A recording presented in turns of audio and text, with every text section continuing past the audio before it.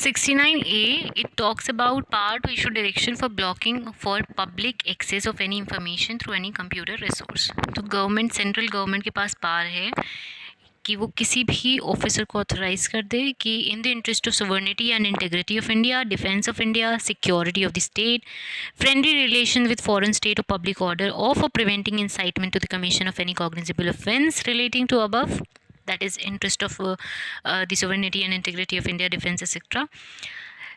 It can direct the agency, any agency of the government or intermediary, to block for access by the public or cause to be blocked for access by the public any information generated, transmitted, received, stored or hosted in a computer resource.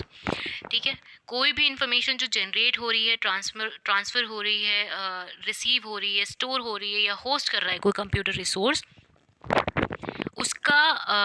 उसका जो उस information को block किया जा सकता है, उसकी access को ब्लॉक किया जा सकता है गवर्नमेंट के द्वारा, सब्जेक्ट टू सबसेक्शन 2. और सबसेक्शन 2 क्या कहता है कि जो प्रोसीजर और सेफगार्ड होंगे subject to which blocking will be done, वो प्रिस्क्राइब की जाएगी. ठीक है, it will be prescribe by the government of course. Now third is, अगर मान लें इंटरमीडियरी फेल कर देता है कंप्लाई करने से, सबसेक्शन 1 में जो दिया गया है, कहा गया है कि ब्लॉक करना मतलब एक्सेस को ब्लॉक करना, उसे ब्लॉक करने से फेल कर जाता है, तो क्या है फिर? Imprisonment up to 7 years and also fine. Now next is 69B, power to authorize to monitor and collect traffic data or information through any computer resource for cyber security. Central government enhance करने के लिए cyber security या फिर for identification, analysis and prevention or spread prevention from the spread of computer contamination in the country. ठीक है, monitor कर सकती है किसी भी डेटा को, कलेक्ट कर सकती है traffic data, information generated, transmitted, received और stored in any computer resource, monitor और कलेक्ट कर सकती है. ठीक है, और इंटरमीडियरी जो होगा, जो person in charge of the computer होगा, वो उस एजेंसी को कहा जाएगा कि भाई आप हमें टेक्निकल असिस्टेंस प्रोवाइड करिए, फैसिलिटीज़ प्रोवाइड करिए, ताकि हम मॉनिटर कर सकें, उसको स्टोर कर सकें डेटा को. ठीक है, ये सब चीज़ें वो ध्यान में रखेगा. और अगर मान लें इंटरमीडियरी फेल कर जाता है प्रोवाइड करने में गवर्नमेंट को ये सर्विसेज, या फिर जो डेटा वो मांग रही है वो मॉनिटर करने में, कलेक्ट करने में, हेल्प करने में फेल कर जाता है, तो फिर क्या पनिशमेंट है आपका? With imprisonment for a term which may extend to 3 years and shall also be liable to fine. अब यहाँ पर कंप्यूटर कंटामिनेंट का क्या मतलब है? कंप्यूटर कंटामिनेंट का मतलब है जो सेक्शन 43 जो हम पढ़ चुके हैं प्रीवियस वीडियोस में, तो वो होगा. ठीक है, और ट्रैफिक डेटा का मतलब होता है डेटा आइडेंटिफाइंग और purporting to identify any person, computer system और कंप्यूटर नेटवर्क और लोकेशन टू और from which the communication is और may be transmitted and includes communication origin, destination, route, time, data, size, duration or type of underlying services and any other information. So these definitions are not that relevant. What you have to keep in mind is the offense and its section and the punishment. Now next is 70, protected system. तो protected system क्या होता है? Appropriate government में by notification, कहाँ? Official gazette में declare कर सकती है computer resource which directly indirectly affect the facility of critical information infrastructure to be protected system. यानी किसी भी कंप्यूटर रिसोर्स को अगर वो क्रिटिकल इंफ्रास्ट्रक्चर सिस्टम को अफेक्ट कर रही है डायरेक्टली या फिर इनडायरेक्टली, तो उसको प्रोटेक्टेड सिस्टम डिक्लेयर किया जा सकता है एप्रोप्रिएट गवर्नमेंट द्वारा by the notification in the official gazette. अब क्रिटिकल इंफॉर्मेशन इंफ्रास्ट्रक्चर का मतलब क्या होता है? तो ये एक्सप्लेनेशन अटैच्ड है, उसमें बताया गया है कि इसका मतलब है कंप्यूटर रिसोर्स द इनकैपेसिटेशन और destruction of which shall have debilitating impact on national security, economy, public health और सेफ्टी. कोई भी ऐसा कंप्यूटर रिसोर्स जिसको अगर आप उसको बेकार कर देंगे, डिस्ट्रक्ट कर देंगे, ख़त्म कर देंगे, तो उसका बहुत बुरा इम्पैक्ट पड़ेगा नेशनल सिक्योरिटी पर, इकोनॉमी पर, पब्लिक हेल्थ या सेफ्टी पर. ठीक है। इट्स लाइक बेसिकली मान लेगा डिफेंस सिस्टम जो हमारा है, मिलिट्री का जो कंप्यूटर्स हैं, अगर उसको कोई हैक कर लेता है या इफेक्ट करता है, तो that is very it is going to affect the safety और security of the country. So अगर इस तरह का कोई कंप्यूटर रिसोर्स है, ठीक है, तो वो आपका एक कहलाएगा क्रिटिकल इंफॉर्मेशन इंफ्रास्ट्रक्चर, ठीक है।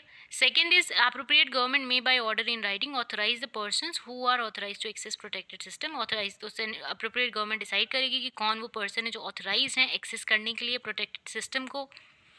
Any person who secures access or attempts to secure access to a protected system in contravention of the provision, अगर कोई contravene करता है इस provision को, तो कितना punishment है? Description for a term which may extend to 10 years shall also be liable to fine. और सेंट्रल गवर्नमेंट प्रिस्क्राइब करेगी information security practices and procedures for such protected system. इसमें इंपॉर्टेंट क्या है? इसमें इंपॉर्टेंट है पहला ये कि प्रोटेक्टेड सिस्टम कहाँ पर डिफाइन है, दूसरा ये कि प्रोटेक्टेड सिस्टम होता क्या है, ठीक है। ये दो क्वेश्चंस इन पे दो क्वेश्चंस पुटअप किए जा सकते हैं। Now next is 70A which talks about national nodal agency. तो central government by notification in the official gazette किसी भी ऑर्गेनाइजेशन को, गवर्नमेंट की किसी भी ऑर्गेनाइजेशन को नेशनल नोडल एजेंसी डिक्लेयर कर सकती है, डेसिग्नेट कर सकती है। किसके रिगार्ड में? In respect of critical information infrastructure protection, ठीक है। Second is the national nodal agency designated under subsection 1 shall be responsible for all the measures including research and development relating to protection of critical information infrastructure. तो जितने भी measures हैं protect करने के, research के, development के, critical information infrastructure के, उसको मेंटेन करने की जिम्मेदारी किसकी होगी? नेशनल नोडल एजेंसी को। The manner of performing functions and duties of the agency referred to in 1 shall be as may be prescribed. Now 70B talks about Indian Computer Emergency Response Team which will serve as a national agency for incidents response. Central government notification by notification in the official gazette appoint करेगी एक agency को, जो government agency होगी, उसको क्या कहा जाएगा? Indian computer emergency response team, ICERT. The central government shall provide agency with director general and such other officers and employee as may be prescribed. तो उस जो एजेंसी होगी उसमें क्या होगा? एक डायरेक्टर जनरल होगा और सच अदर ऑफिसर्स जो एम्प्लॉय किए जाएं। सैलरी और अलाउंसेस और टर्म्स और कंडीशंस डायरेक्टर जनरल की और अदर ऑफिसर्स की प्रिस्क्राइब करेगी central government by the regulations rules. Fourth is the Indian Computer Emergency Response Team shall serve as the national agency for performing the following functions in the area of cyber security. अब subsection 4 बताता है कि Indian computer emergency response team की क्या क्या function होंगे as a national agency, क्या functions होंगे। सबसे पहला है कलेक्ट करेगी, एनालाइज करेगी और डिसमिनेट यानी डिस्ट्रीब्यूट करेगी information on cyber incidents, forecast करेगी, अलर्ट करेगी साइबर सिक्योरिटी इंसिडेंट के बारे में, emergency measures handling cyber security incidents, जो भी इमरजेंसी मेजर्स होंगे उसको अप्लाई करेगी, coordination with the cyber incident response activities, issue guidelines, advisories, vulnerability notes and white papers relating to information security practices, procedures, prevention, response and reporting of cyber incidents, such as the functions relating to cyber security as may be prescribed. So these are the area which will be dealt by the Indian Computer Emergency Response Team. ये आपको याद रखने की ज़रूरत नहीं है। The manner performing functions and duties of the agency referred to in shall be such as may be prescribed, carrying out the provision of 4. The agency referred in subsection 1 may call for information, give direction to service providers, intermediaries, किसी को भी कह सकती है कि भाई आप हमें information ला के दीजिए और हमारी हेल्प करिए, इंटरमीडिएट्स को, डाटा सेंटर्स को, बॉडी कॉर्पोरेट्स को, किसी भी पर्सन को, ठीक है। और अगर मान लीजिए कोई भी जिसको ये बात कही गई है कि आप इंफॉर्मेशन ला के दीजिए या फिर डायरेक्शन इशू की गई है कि आपको ये करना है, वो नहीं करता है, कॉन्ट्रवीन करता है, तो क्या पनिशमेंट है उसके लिए? Imprisonment up to 1 year and fine which may extend to 1 lakh rupee और both. No court shall take cognizance of any offence under this section except on a complaint made by an officer authorized in this behalf by the agency. जब तक कि agency ने किसी officer को authorise किया है वो कंप्लेन नहीं करे कोर्ट में, तब तक कोई भी कोर्ट इस सेक्शन के अंडर में ऑफेंस का कॉग्निजेंस नहीं ले सकता है। ठीक है। तो इसमें इंपॉर्टेंट बात क्या है, इंपॉर्टेंट बात आपकी ये है, Indian computer emergency response team 70B में है, और सबसेक्शन 8 की कोई कोर्ट कॉग्निजेंस तब तक नहीं लेगा जब तक कि कंप्लेंट एक ऐसे ऑफिसर के थ्रू ना आए जिसे कंप्यूटर इमरजेंसी रिस्पांस टीम ने अपॉइंट किया है for that purpose. Now next is 71. So 71 is penalty for misrepresentation. If any person misrepresents, suppress any material fact, controller certifying authority के सामने उनसे किस लिए, लाइसेंस ऑब्टेन करने के लिए, इलेक्ट्रॉनिक सिग्नेचर सर्टिफिकेट, ठीक है। तो या तो लाइसेंस या इलेक्ट्रॉनिक सिग्नेचर सर्टिफिकेट ऑब्टेन करने के लिए अगर कोई मिसरिप्रेजेंट करता है या सप्रेस करता है मटेरियल फैक्ट, तो उसको इम्प्रीजनमेंट है up to 2 years with fine which may extend to 1 lakh rupees और with both. 72 is penalty for breach of confidentiality and privacy, save as otherwise provided in this act or any other law for the timing in force. अगर कोई भी person in pursuance of any power conferred under this act, rules or regulations made thereunder, secured access to any electronic record, इस act में, तो ये एक तरह से बेसिकली आप कह सकते हैं कि जो ऑफिसर्स हैं या जो अथॉरिटीज़ जिनको पावर दी गई है अंडर दिस एक्ट, अगर वो ब्रीच करते हैं कॉन्फिडेंशियलिटी का या प्रिवेसी का, तो वो पनिशेबल होंगे अंडर दिस सेक्शन 72 का। कितना पनिशमेंट कितना है, विच में एक्सटेंड टू 2 years और with fine which may extend to 1 lakh rupee और both. Okay, so this is for those who have who have secured access to any electronic record, book, register, correspondence, information, document, to any other person, and they disclose it to any other person without authority, and thus commit the offense of breach of confidentiality and privacy, तो punishable होंगे वो 72 में। 72A, punishment for disclosure of information in breach of lawful contract. अगर मान लीजिए कोई किसी दो लोगों के बीच में लॉफुल कॉन्ट्रैक्ट हुआ है और उसका ब्रीच हो रहा है, ठीक है, इसमें इंटरमीडियरी भी इंक्लूडेड है, कोई भी मटेरियल इंफॉर्मेशन है जिसमें पर्सनल इंफॉर्मेशन है किसी दूसरे इंसान की, कॉज और knowing that he is likely to cause wrongful loss और wrongful gain discloses without the consent of the person concern और in breach of lawful contract, तो वो ऑफेंस पनिशेबल होगा, which will be punishable with offence imprisonment which will extend to 3 years or with fine which may extend to 5 lakh rupee or with both. 73 is penalty for publishing electronic signature certificate false in certain particulars, ठीक है। Falls in certain particulars मतलब कि certifying authority ने उसको अभी issue ही नहीं किया है, या फिर सब्सक्राइबर ने एक्सेप्ट नहीं किया है, या सर्टिफिकेट रिवोक हो चुका है, सस्पेंड हो चुका है, ठीक है, प्रोवाइडेड पब्लिश नहीं हुआ है अभी अगर, ठीक है, तब तो इस केस में क्या होगा, मे एक्सटेंड टू 2 years और with fine which may extend to 1 lakh rupees और both. These are not that relevant, just give it a read, okay. 74, publication for fraudulent purposes। अगर मान लें कोई भी इंसान knowingly creates, publishes या फिर makes available electronic signature certificate for any fraudulent or unlawful purpose, तो कितना पनिशमेंट है, अप टू 2 years और with fine which may extend to 1 lakh rupee। 75 is act to apply for offense of contravention committed outside India। 75 is important, ये कहता है कि अगर मान ले कोई भी एक्ट, ठीक है, कोई भी ऑफेंस या कॉन्ट्रवेंशन इंडिया के बाहर कमिट की जा रही है by any person irrespective of its his nationality, but it involves a computer system or computer network located in India, तो वो पनिशेबल होगा अंडर दिस एक्ट।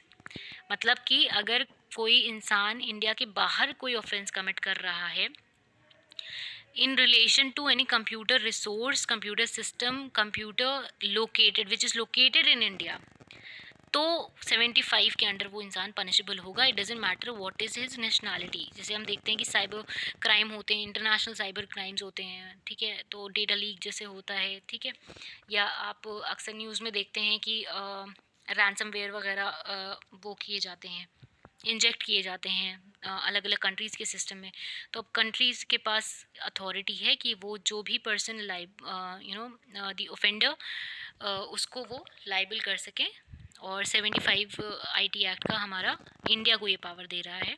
अलग अलग कंट्रीज़ के अपने अलग अलग प्रोविजंस हैं, अलग अलग एक्ट्स हैं, ओके। 76 is confiscation. अब कोई भी computer system, floppy, compact disk, tape drives etcetera other accessories, जो भी इन जिनके भी जिनको भी लेकर कॉन्ट्रवेंशन हुआ है इस एक्ट का, रूल्स का, रेगुलेशंस का, उसको कॉन्फिस्केट कर सकती है गवर्नमेंट। ठीक है, किससे कर सकती है? किसी के भी पोजेशन में हो, ठीक है, उससे कर सकती है। Now provided, provided what? अगर मान लें कि कोर्ट को लगता है कि the confiscation that the person in whose possession, power और control of any such computer etcetera is found is not responsible for the contravention of the provision of this act, rules etcetera, court में instead of making an order for confiscation of this such material, make such other order authorized by this act against the person contravening of the provision of this act, rules, orders or regulations made thereunder as it may think fit। यानी confiscation की जगह जो person जिसके possession में था उसी को court अगर चाहे तो लाइबल करार कर सकती है। ठीक है। 77 is compensation, penalties or confiscation not to interfere with other punishments। this section is important। 76 is important, so give it a good read and keep in mind। 77 compensation, penalties और confiscation not to interfere with other punishment। अब यहाँ पे बात clear कर दी गई है कि कोई भी compensation, penalty या confiscation अगर हो रहा है, ठीक है, compensation awarded, penalty imposed or confiscation made under this act shall prevent the award of compensation or imposition under any other penalty or punishment under any other law। इसमें जो आप दे रहे हो वो दे रहे हो, उसके साथ साथ इन एडिशन टू दैट कोई अदर लॉ भी अगर कोई पेनाल्टी पनिशमेंट देता है तो उसके लिए भी आप लाइबल कर सकते हैं। 77A कंपाउंडिंग ऑफेंस, तो court of competent jurisdiction compound कर सकता है offence other than the offense for which punishment of life or imprisonment for a term exceeding 3 years has been provided। तो अगर life imprisonment या फिर imprisonment for term exceeding 3 years है तो वो compoundable नहीं है। लाइफ imprisonment एक ही है बस आपका cyber terrorism. provided that the court shall not compound such offense where the accused is by reason of his previous conviction liable to either enhanced punishment or to punishment of a different kind। ठीक है। Now provided further that, अगर मान लें कब कब नहीं कर सकता है, मोर देन 3 ईयर्स नहीं होना चाहिए, प्रीवियस कॉन्विक्शन नहीं होना चाहिए, सोशियो इकोनॉमिक कंडीशन को लेके ऑफेंस नहीं होना चाहिए, against child below the age of 18 years नहीं होना चाहिए और विमेन नहीं होना चाहिए। अगर ये सब है तब तो आप कंपाउंड नहीं कर सकते हो, लाइफ इम्प्रिजनमेंट नहीं होना चाहिए। बट अगर लेस देन 3 ईयर्स है और इन सब कैटेगरीज में नहीं फॉल करता है तो फिर कंपाउंडेबल है with the court by the court of competent jurisdiction। ठीक है। person accused of an offence under this act may file a application for compounding in the court in which offence is pending for trial। जहाँ भी pending है वहाँ पर आप application डाल के compound कर सकते हैं। 77B कहता है offences with 3 year imprisonment to be bailable। 3 साल तक की punishment जहाँ पर है, ठीक है, punishable with imprisonment for 3 years and above shall be cognizable और punishable with imprisonment of 3 years shall be bailable। 3 years और above है तो वो cognizable होगा और up to 3 years है तो वो bailable होगा।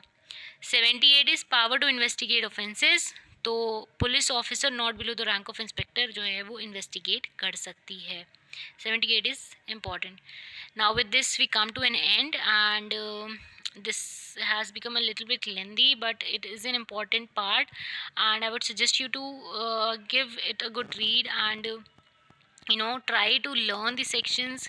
आप पनिशमेंट मत भी याद रखिए, it's not that important but section number और जो मेन जो सेक्शंस जो मैंने हाईलाइट किए हैं कि ठीक है ये आपको याद रखने ही रखने हैं, उनके आने के चांसेस हैं, जिनके आने के बहुत ज़्यादा चांसेस हैं उनको तो आपको याद रखना पड़ेगा, कंटेंट भी याद रखना पड़ेगा। ठीक है। और अगर ऑफेंसेस से लेकर कोई भी क्वेश्चन है, कोई भी क्वेरी है तो please write in the comment.